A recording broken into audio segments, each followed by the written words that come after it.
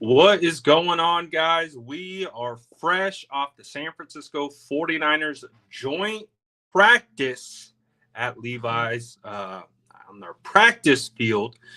And what we're going to talk about is we're going to break down what we saw today between 49ers, Broncos, the good, not great, but there were some standouts and there were some guys that I was hoping to see pop more early on in training camp actually kind of stand out and start to make a name for themselves. So I'm really excited to get into that. I'll tell you exactly what I saw and how I saw it, and we'll break down 49ers training camp right now. As already know what to do.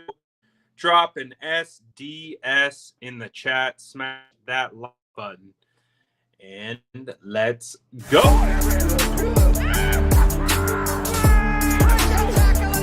Smash that like button if you haven't already. Love to see it.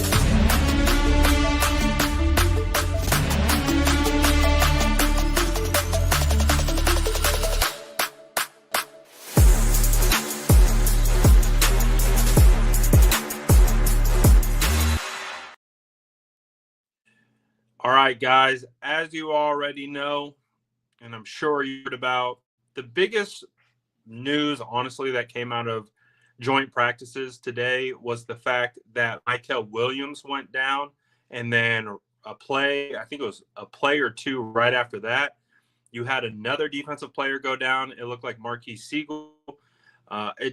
Both of them stood up, walked off the field under their own power, so that is a good sign for the San Francisco 49ers. Kyle Shanahan said that the initial report was a good kind of exam. It appears that Mykel Williams did hyperextend his knee.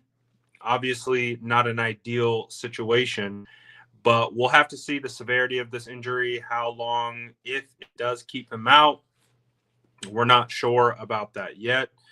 Probably was assumed that Mykel was going to play in this upcoming preseason game against the Denver Broncos to give him some live reps and get him out there and in a game time scenario. Now, we don't really know what that situation holds, so we'll have to keep that one monitored. We'll have to see how that goes. An unfortunate injury had occurred for running back Jordan James. Jordan James apparently broke his finger, and it's going to be out a couple weeks. And that's really, I think, the biggest thing to take away from these practices is injuries. Like we just saw before I came on live, it looks like the Chargers All-Pro left tackle Rashawn Slater tore his patella tendon, and now he's going to be out for the season. Those are the things that are the biggest impacts to these teams in these periods. I don't ever expect these guys to go out here and be perfect. It is practice, and practice isn't always going to be pretty, and that's okay. That's why we call it practice. That's why you go out there and you put in the time, you put in the work, you stack days, you refine your craft, you get better, and you work on things that you're not so good at. That's the whole point, is you go after the things that need work. And so all of that being said, the San Francisco 49ers, had their joint practice with the Denver Broncos today. First of all, I got to tip my cap to the Denver Broncos. They look like they are going to be a very solid team. They're just well put together. They've got studs on both sides of the football. They got a young franchise quarterback. Their defense is as advertised. And now you add Talanoa Hufanga to that defense. We didn't even see Dre Greenlaw today. Dre Greenlaw was not practicing. We did get to see Dre out there. That was one of the cool elements of this joint practice, was being able to see Talanoa, to be able to see McGlinchey. You got a good look at D.A. Jones and, of course, Dre Greenlaw. But we saw a defense today with no Dre Greenlaw, and they were putting the 49ers offense in fits. It was quite the challenge for the 49ers today, especially offensively. But again, you got to tip your cap to the Denver Broncos. This is going to be a really good team. Bo Nix, he's for real. He's a guy that I kind of doubted coming into the draft for no honestly good apparent reason. It's not like I studied his tape or his film or anything. But after kind of getting into it, you could see that Bo Nix is going to be a really solid player. And they have a lot of they're a young up and coming team. So this was a good test, I think, for the San Francisco 49ers, because I think what it does is it kind of gives them the opportunity to look in the mirror and really evaluate where they need to get better and where they need to improve. And some of the things that stood out to me of where they need to get better and where they need to improve is the run game. Now, granted, you did not have Trent Williams at left tackle today. He was dressed, but he didn't participate. I guess I can understand that. Again, I'd rather err on Trent Williams not playing than risking injury. It's just not worth it in that situation. So I'm fine with that. And I just really wanted to see, though, them be able to create more on the edges in the run game and find some stuff in between the tackles, and it really just wasn't there. I would say probably the biggest runs on the day that they had were both by Patrick Taylor, but when it came to CMC or any of these guys, they were just running into bodies because there really wasn't a lot of running lanes. And, you got to credit the Denver Broncos defense for, really making it challenging for the San Francisco 49ers. There were some positives, like I mentioned, to come out of this one, though, was that Jordan Watkins had a day today. With Jordan, he was getting a lot of opportunities early in training camp, but he wasn't like running away with them. It wasn't just like amazing. And you could tell he was a rookie, and we know rookies tend to take some time to get into a groove, into a rhythm, especially in Kyle Shanahan's system and team. And so, although he was running in with the ones and he was getting involved, he wasn't making like a ton of plays. He was making some plays. But really over the last two practices, Jordan Watkins has really started to rise. And I think that's one of the more interesting thing from today was that Jordan Watkins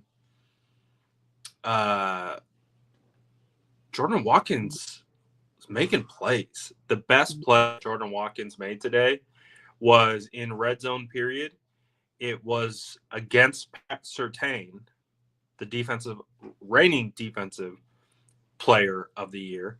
And he runs a slant route.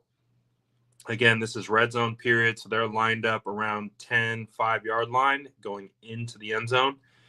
And beats him inside, beats him across his face, and Brock Purdy just puts it right on him and right into the window between the safety and where Surtain was, and Jordan Watkins scores a touchdown. And it was really nice. Jordan Watkins, I'm sure you've already seen the one-on-one rep that he had that the San Francisco 49ers had posted.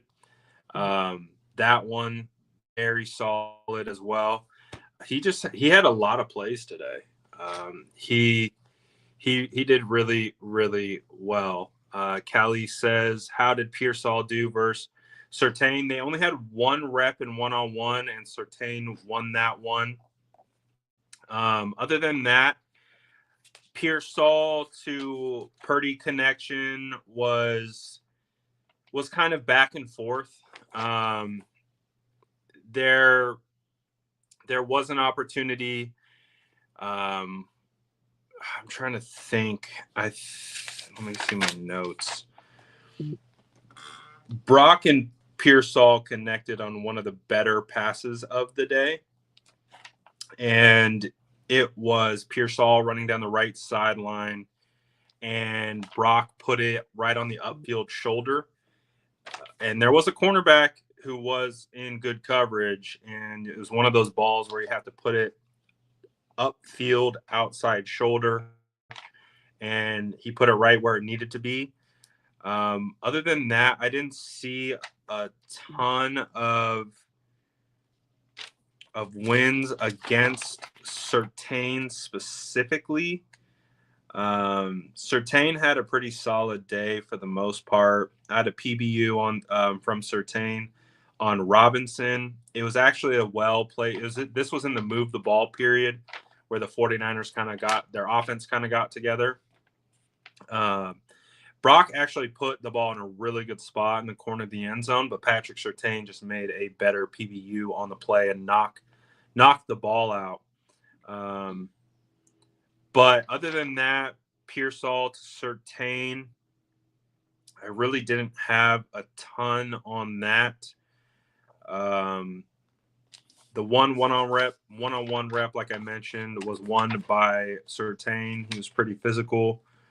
And then other than that, it was Pearsall kind of working against other DBs or over the middle, kind of working through zone defenses. But yeah, I would definitely say that Jordan Watkins was the wide receiver that stood out today the most. One of the things that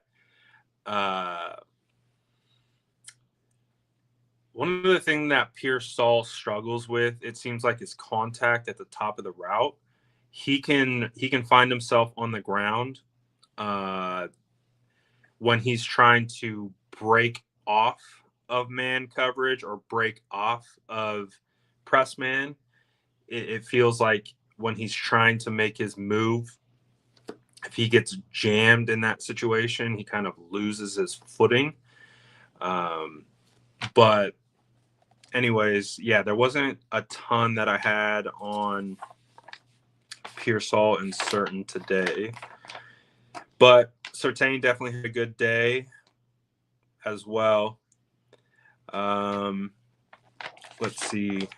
There's to kind of give you an idea, there are so many things going on today. I think in for one-on-ones, for example, you have both O-line, D-line groups going at once. You had both wide receiver DB groups going at once, and then running backs versus linebackers and there was so much happening today. And then during team period, it was dueling team periods. So you had offense versus defense, 49ers Broncos, and then offense versus defense, 49ers, like they were split. And so you had dueling team periods. There was so much going on today. But again, some of the highlights to come out of this, I wanted to kind of circle back to the defense. Alfred Collins started to flash today, and that's what I've been looking for. I've been looking for something from Collins to make me say, oh, that was nice. Alfred Collins had one play where it looked like Bo Nix was getting ready to load up his hitch step and start his throwing motion, kind of angled over the A-B gap kind of area. And then Alfred Collins out of nowhere just flashed and got super big. And it forced Bo to do one of those where he was going to throw it, and then he had to tuck it, and then he ran. And I really like that play. Again, it's not going to still show up on the stat sheet, But the reason Bo Nix didn't throw that football was because Alfred Collins popped up right into the passing lane and he took away the throw. And to me, that was a really solid play. Another good play by CJ West. CJ West somehow came looping around and he got to Bo Nix so fast. You just patted him on the shoulder, to say, sack, I got you. Um, but that was a great play. Just looped around, got into the backfield in a hurry. It was super nice. Upton Stout had an interception in 1v1. The very first play of team period between 49ers defense and the Denver Broncos offense was Upton Stout making a tackle in the run game. Again, I've said this ever since pads have come on. It is apparent that Upton Stout is going to be a big asset in the run game. And that is huge for a nickel cornerback. Not only is Upton Stout a quality covering corner, but he also is showing to be a solid guy when it comes to being able to make an impact in the run game. But what was also hilarious about this particular play was Diamador Lenoir's first play. Diamador Lenoir, some wide receiver, they get into a shoving match, start like pushing each other. Robert Saleh had to pull Diamador Lenoir off the field for a couple plays, and how it goes. The coaches will come out and they'll say, guys, no fighting. Do not fight, right? Because that's just how it is. That's the nature of football. No fights. If you get into fights, we're going to sit you down. It wasn't a big, crazy situation, but they sat Demo down for a little bit. He was super hot. They were jawing at each other. Even as plays continued, you had some of the wide receivers still jawing at Demo. But you love to see it. That's the competitive nature. That's what football is. And I love to see it. D. Winters continues. D. Winters, is probably one of my favorite developments of training camp. I think he's one of the most improved players on the entire team because I didn't know if D. Winters was going to take hold of this LB2 spot. It really made me nervous that, he really didn't make a huge impact last year when we needed him. And DeAndre Campbell played over him. So I had my questions on D. Winters. We knew he had the potential. He knew what he was capable of. I hadn't seen it come together yet. We've seen flashes of D. Winters, but we haven't seen the consistent body of work. And for me, that's what determines what a good player is, doing something well consistently over a body of work. And all training camp, D. Winters has just been Dre Greenlaw reincarnated. Like, it's crazy. He has the same speed as Dre. He has the same physicality as Dre. Again, within his own right. I'm just trying to give you a comparison because I know you guys know how Dre moves and how he plays, and that this is what I see. I see that same sideline to sideline speed, the same aggressiveness. He almost had interception today in team period. Anytime he hits someone, it is the loudest hit you will hear in all of training camp. So I've been really excited for D. Winters. He's really been a baller. Both him and Fred making plays in one-on-ones. And you love to see it because that makes me feel a lot better, especially the situation with Dre Greenlaw now being on the other side today. It just makes me feel better about the situation and where the 49ers currently sit at linebacker. So those are some things that I really liked. Bosa was making plays. I think Bosa is going to be solid. As we already know, breaking news, Bosa's good at football. I like what our defense is doing. I like the additions of Huff and, again, hopefully just Mike Hell's all right because he's going to be heavily involved. I don't think you guys are ready for what Robert Saleh is about to do with Jason Pinnock. Again, I don't want to speak too much to it because then I have to start getting into scheme things, and I don't want to say too much in that regard. But Jason Pinnock is going to be used heavily in this defense, and he is going to be used in non-traditional ways, and he is going to be used in ways that I think is going to be very exciting. I think it's going to be used in ways that allows Robert Saleh to be extremely creative, and Pinnock is, I don't even know how to describe him. Like, it's not, oh, I know how I would describe Pinnock. Imagine how Derwin James is used with the Chargers. That is how Pinnock is used with the 49ers in certain instances. Not all the time, but there's this element to when they shift into this certain look in this certain personnel grouping where Jason Pinnock basically turns into Derwin James. And if you know anything about Derwin James and you know anything about how he's used in his play style, he's used everywhere. He's used rushing off the edge, rushing up the middle, in coverage, in the slot, outside. He's used everywhere. And that is what I see from Jason Pinnock. So I think I think Pinnock is going to be in for a big year.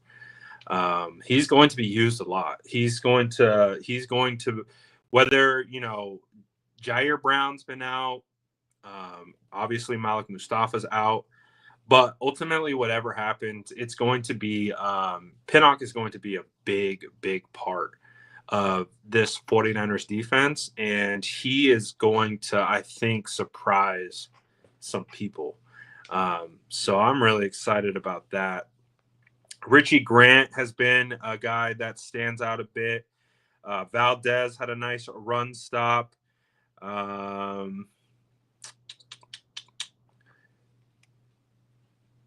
Let's see what other Garvin is a guy who kind of flashes every now and again, which is interesting. I think Jalen Graham keeps flashing. Let's see. Beal's actually been flashing too. I'm not gonna lie. Beal isn't a guy that I've talked about a whole lot, but Beal low key might be earning his roster spot. I've been really kind of out on Beal just because I haven't really seen anything from him, but Robert Beal's been kind of flashing the last couple days, so I'm interested with him and seeing how he does this preseason. So I'm very curious about him.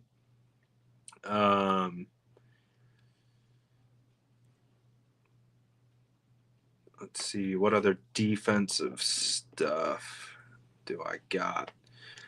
I think that covers most of the defense. Like I said, it was challenging because I was trying to watch both, and literally at one time, our defense and our offense could be snapping the ball at the same time. So it's definitely a nightmare for someone with ADHD, but we did our best, and I again had a great view of both fields, so I could go back and forth and watch both.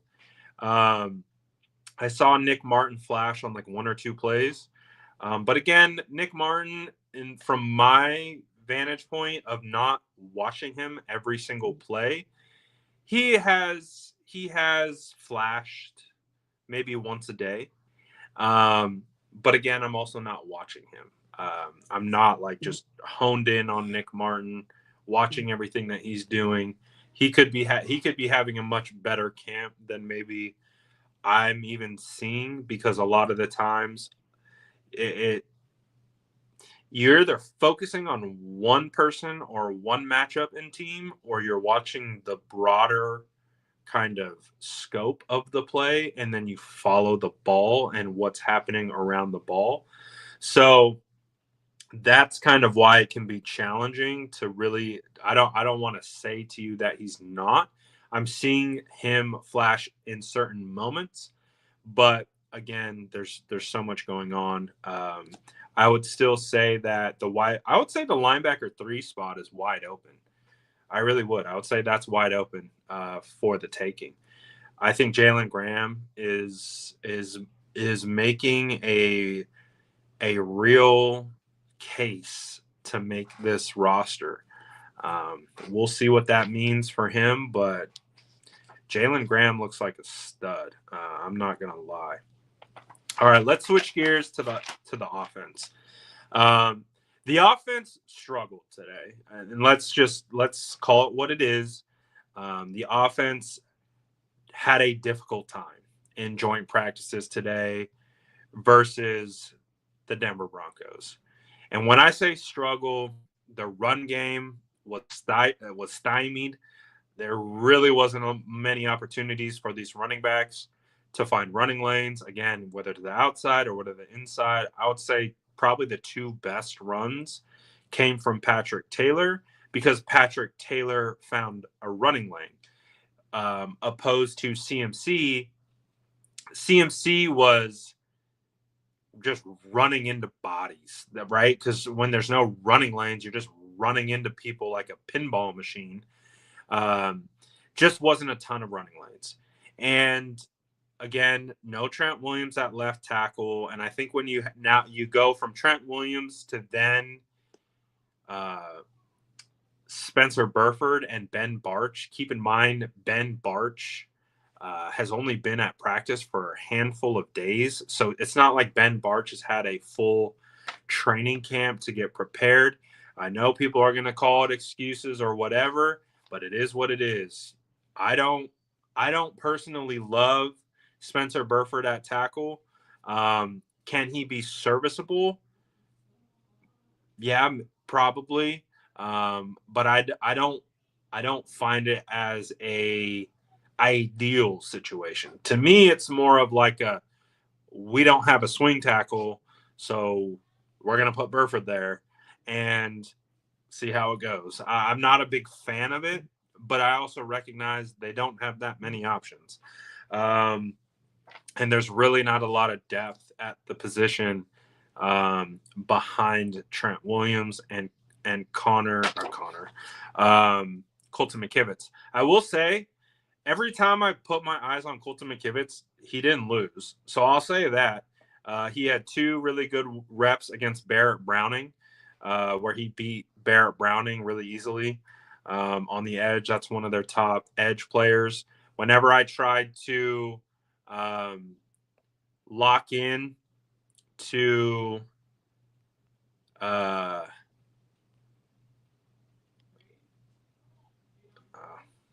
well, hopefully the audio is all right. Whenever I tried to lock into Colton McKivitz, he seemed to be doing okay. I didn't see him lose today, but again, I wasn't watching Colton McKivitz every single play. However, Mac Jones got sacked a lot. Brock Purdy was holding the ball a lot. And I think it kind of, I don't know if Brock's play today was because of the O-line or what, but today was definitely not Brock's best practice.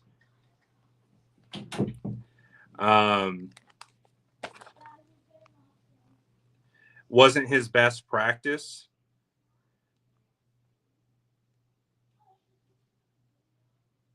Hold on.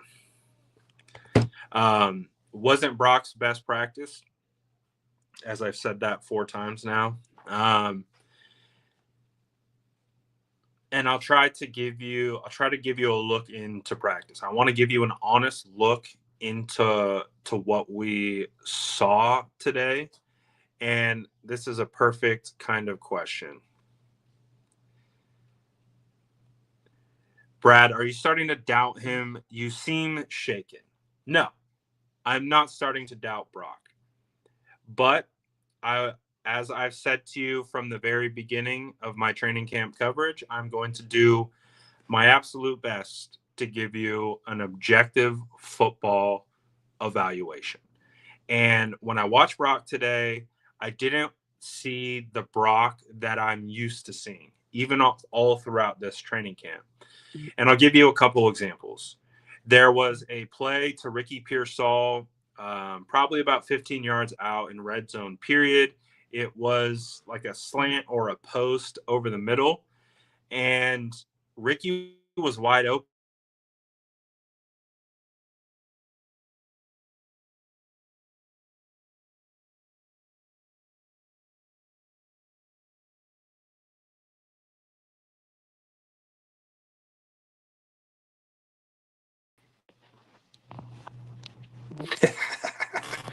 Sorry, my phone died. And I'm a guest with myself. Um Hold on. Remove from stage. There we go. Um so what I was saying was there was um in breaking route over the middle in the red zone period. Ricky was wide open, and Brock threw it probably 10 yards over his head. So, again, I don't know if that was because there was a defensive lineman in his way that messed up the trajectory of where he wanted to throw that ball, but it completely sailed out of the back of the end zone, uncatchable, like not even close. And it was a pass where, it's like that's a Brock Purdy layup, in my opinion.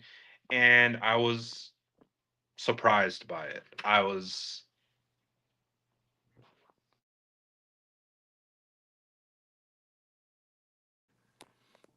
surprised. I was surprised by the miss. There was another miss in the red zone period to Russell Gage, where Gage was open. He was running towards the corner front pylon, kind of in the end zone, but it was too far out in front. It was a pass that Brock would hit. It's a pass where I'm like, that's a Brock layup. Another one where you had Kyle Juszczyk on a leak out of the backfield, running up the seam. He had the leverage on the defensive player. Brock put it too far out in front over the wrong shoulder, and they weren't able to complete it. There was another pass in the move the ball period where Brock did better, where he still overthrew Christian McCaffrey, um, on an out towards the sideline. There was another throw over the middle where Brock threw it a little behind and hit Ricky Pearsall on the back shoulder, and the ball popped up and it was picked. Um, so but there were good throws. There were still good throws on the day. The Ricky Pearsall throw for the touchdown, you guys have probably seen that on the social media. It was a really good throw. He had a couple good throws. He had a really good incompletion. I know that sounds weird, but he had a really good incomplete pass to Demarcus Robinson in the move the ball period towards the right side of the end zone, where he put it exactly where it needed to be. It was just a better play by the reigning defensive player of the year, who swiped the ball out from Demarcus Robinson. But then he was able to come back and hit I think it was Christian McCaffrey for a touchdown, by kind of moving to the left, and he hit CMC. There was another play in the red zone period where he hit CMC for a touchdown. I didn't like how long it took. It was like a throw. Like it was a long developing play in my brain. I have like a 2.5 second clock where I'm like, ball needs to be out. So it was like a double count. It was like a really long time for him to get that ball out. But again, like I said, um, there was a lot of movement in that pocket. That there was a lot of stuff happening, um, around Brock and all the quarterbacks for that matter. Again, like I said, there were plays where they couldn't even get the ball off because the pocket was collapsing or there was a guy in their face. I mean, like, for example, there was a really good throw. I forget what it was. It was a play action uh boot. So it was a naked boot, and um There was an unblocked defender in his face. The the Denver Bronco defender had to duck so that the throw could go off, and then Brock completed the throw. It was a nice throw, but it was also like that would have been a sack. If that was a real game, that for sure would have been a sack on the play. So again, it wasn't the thing where what I didn't like about it today was the throws felt uncharacteristic. That is where I'm coming from with my evaluation of Brock today, is that throughout this training camp, I hadn't seen Brock throw like that. Even last year's training camp, I don't know if I had seen him throw like that. It kind of was reminiscent of when Brock was coming off of UCL surgery and he was just trying to find his deep ball and his ball placement, and he was just trying to find the sweet spot. And so it was kind of off because again, he was coming back from UCL surgery and you knew he was just trying to find the sweet spot. That's kind of what it felt like. But by no means am I panicking. Am I saying Brock is washed or cooked? It's just an objective. It was just an objective. It's just what happened. He tried, there was another throw um, where he tried to do, one of his signature layered passes over the linebacker. It didn't get high enough, and the linebacker knocked it down, and it was almost an interception, but it hit the turf. Um, but again, it wasn't all bad. Brock to Kittle connection is still on point. When these guys are working in the flats, it's nearly automatic. Um, Even Kittle had some really good reps against Patrick Surtain, um, and so that was a fun matchup to watch. But yeah, like in my notes, I have throws that say overthrow. I even wrote awful throw, and I don't know if I don't know if I've ever written that for Brock, to be honest. But all that being said, is after some of these poor throws that Brock had, he still had that clean throw, that one of his nicest throws, probably of all of training camp, came to Ricky Pearsall running down the right sideline.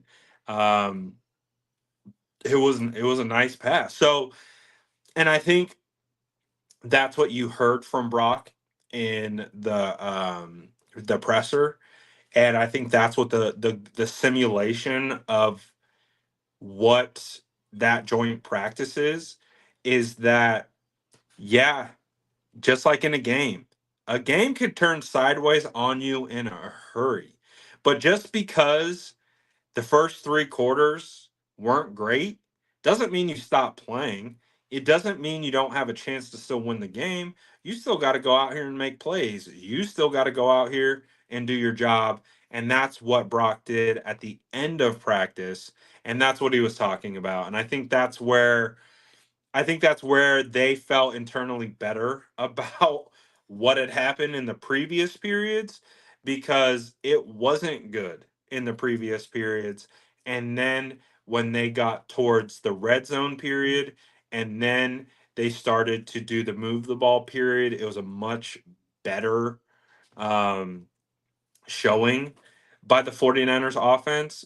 Also, what I kind of liked about it um, was that maybe this is something that the 49ers can do uh, in the future, is that if they're not gelling in the typical Kyle Shanahan kind of slow rhythm, speed up the tempo, like get in and out of that huddle quick, urgency, because they were simulating against the clock in the move the ball period.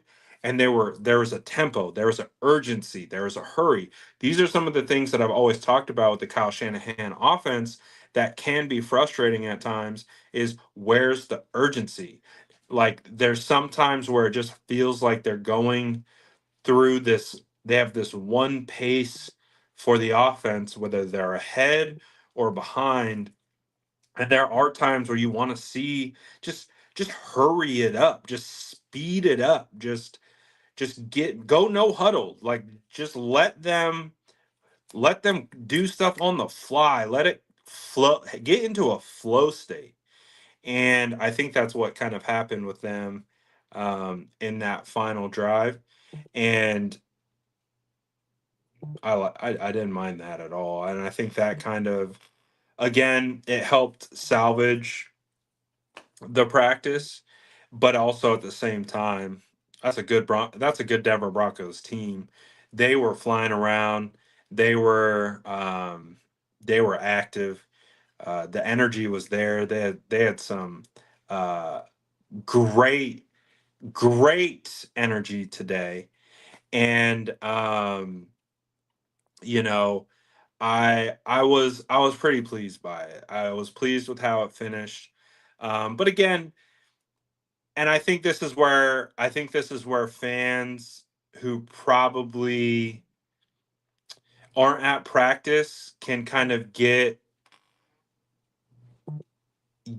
in their heads a little bit is if they hear a report that isn't favorable, it's like, oh, this guy's no good. This guy, oh no, are kind of like, are you concerned with Brock? No, I'm not concerned with Brock. Like this might have been one of Brock's worst practices in a while, but I'm still saying like I'm not concerned yet. The only reason why I would be concerned is that if this continued for multiple days. But but it hasn't. So, and that remains to be seen. Um, so yeah, it wasn't the greatest, but even amidst that adversity, they were still able to make plays down the stretch. Again, one of Brock's nicest throws came after some of his worst throws. Um, and that's what you like to see. You like to see a guy who's not going to cave, a guy who's not going to turn into a hermit crab because he's had some bad throws, made some bad plays, and missed some ones he should have had. Nope, that's what it was, and that's one of my favorite character traits of Brock Purdy. One of my favorite character traits of Brock Purdy is this dude just keeps dealing. You guys know if you watch my film breakdowns, you guys know if you watch me talk about Brock, you've heard me say this in the past. One of my favorite things about him is if he makes a mistake, he keeps dealing. He doesn't get gun shy, and that's what you need in your quarterback because it's not always going to be perfect. It's not always going to be there. Sometimes you're going to make mistakes, but sometimes when the time is right, you got to make a play when it matters most. And that's kind of what today felt like. So that was the redeeming quality I would say of today's practice. And I wouldn't even say someone saying Bo carved up the 49ers. Listen, dude, Bo might have a chance to be a guy. And when I say a guy, I'm saying like in that in that upper echelon tier. Like he really is that he has that much potential. Um and so again, today was a great test for the Niners. It was a great test for everyone involved. And I think it's, again, why these joint practices are so important is because you think you know what you are when you're practicing against yourself. And then there's a reality check that comes along when you start practicing against someone else. And when you're practicing against a good team, a well coached team, and a young, talented team, it really puts into perspective a little bit of where you're at. And that's what I think today was awesome about. was that I think it kind of showed the team like, all right, all right, we know what it's going to be, and we got to get after it. So I like today's practice. It was a long practice. It was I couldn't believe how long it was. Yeah, it was crazy long. Um, how many different periods they had, different team periods. But it was a lot of good work and it was a lot of good opportunities. I think kind of simulated a game in a sense with all the different periods that they had. Um, and it was uh, it was some good work. Was some good work. Any fights? Just had um, the little scuffle at the beginning between Diamador and someone else. But other than that, it was all right. How was Moody? I think he made all of his kicks today. I'm not gonna lie, I wasn't tracking his kicks, um, but he felt confident today. I think he made everything. I think he nailed it all. Um, I don't recall him missing a kick. But again, like I said, I wasn't charting his kicks today. I was trying to like work. There were so many notes I had today. Was by far the most notes I've taken at a training camp practice um, this year. So I was kind of just sifting through my notes when Moody was kicking, and I would glance up, but I don't think he missed today, which is a good sign for him. Uh, so I'm hyped about that. Um, because if Moody's good, that alleviates a lot of stress. um, how was wide receiver separation overall versus that set of corners versus last season? Separation wise, I thought it was I thought it was okay. I didn't think it was um I didn't, there was moments when there was some really good separation, and there was moments when there wasn't. So I thought Watkins today was the most consistent at creating separation, which I wasn't expecting today. He had this one rep where he got literally held. They threw a flag. It was a one-on-one, I think, where he was trying to like stem inside to sell like an inside release, and then shake him at the top of the route and go for an out towards the right sideline. And when he shook him, and the DB grabbed his jersey to kind of get back and hold him, and then he still created separation. So he got held, and then he still created the separation and made a nice catch. Watkins today was by far the best separator on the field for the Niners, which I didn't have. I did not have on my bingo card today. But that's what I'm saying about Watkins. It's like he's finally like today. What I loved is that felt like that competitive that when you get out of your head, you're not thinking about, all right, I got to go 5 to 7 yards, I got to snap it off, um, and then I got to cut, and I got to be at this spot at this time, and you're like, if I get this look, I got to break it outside. If I get this look, I got to stem it up and go up the seam. It's like when you're thinking so much, it can slow you down. But when you get face to face with competition, and you can kind of see who rises to the competition, who rises to the challenge. And today, Jordan Watkins rised to the challenge. I was pretty surprised by it. I thought it was But another guy who's been surprisingly solid, who I do think needs more opportunities, is Tariq Owens. I think Tariq Owens needs more looks. I think, he doesn't get that many shots, but I think Tariq Owens needs some shots. He's had some good plays the last couple days. Probably one of the best catches and throws of the day for the 49ers was Mac Jones to Robbie Chosen down the middle. There's bracketed coverage. He put it right on Robbie. Robbie caught. It was a great catch. So that was a nice one. Uh, Robinson continues to just be a solid football player. He beat Surtain on a rep. Oh, Isaiah Hodgins today, I think, had his best day. Isaiah Hodgins made some plays in one-on-ones and team period.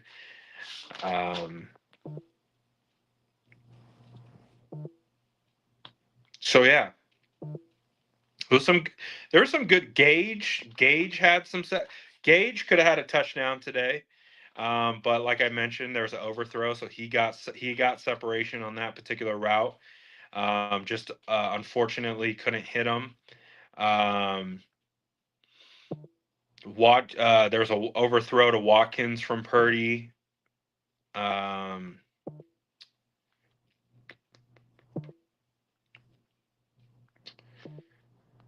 so yeah, I mean, considering the 49ers top two wide receivers are out, um, I think Watkins has been a nice surprise, for sure. For sure, for sure. And honestly, I wish I could give you a better analysis of the offensive line, but it's really hard to see. Um, and you guys know, if you watch my post game analysis on game days, you guys will know that I don't talk about the offensive line because I can't see. Obviously, if they slow it down and they highlight something, sure, we can see what they're doing. But again, overall body of work, it is so challenging to really get a good look at O line play. And the same thing applies to these practices. If I'm going to focus on the O line, I have to watch the O line specifically. And again, that's also a challenge because then I don't get to watch the ball. So I try my best, but it is a challenge.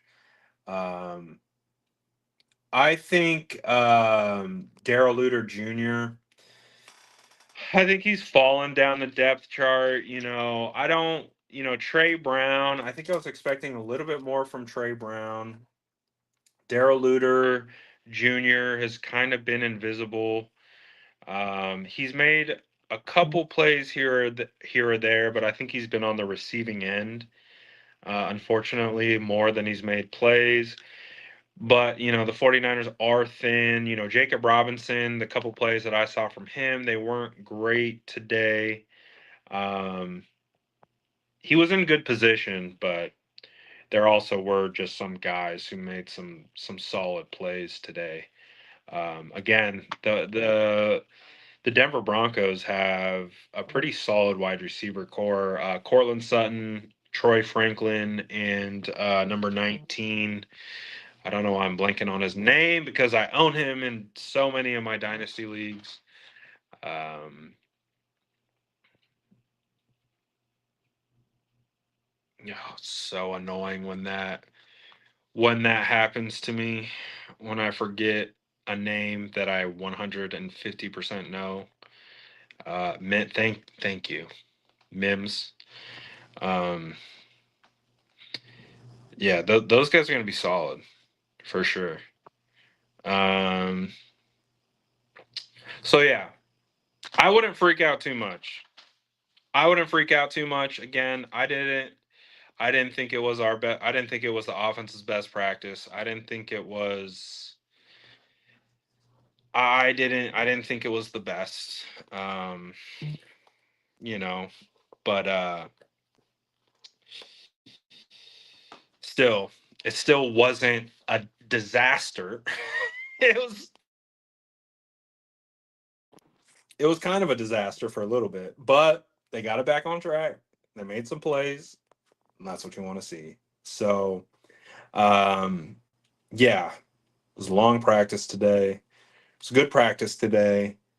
I tip my cap to the Denver Broncos. They got the W today.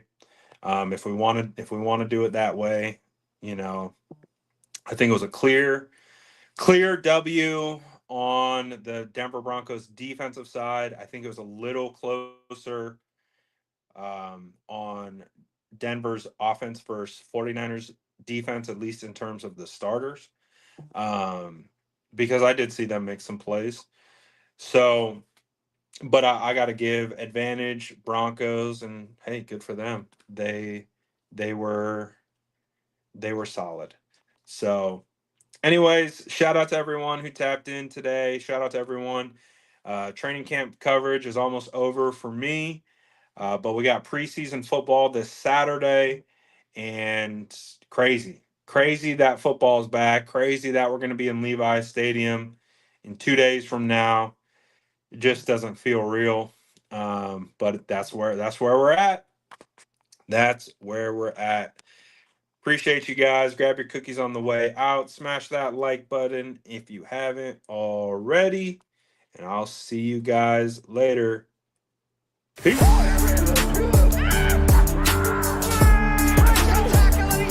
Smash that like button if you haven't already. Love to see you.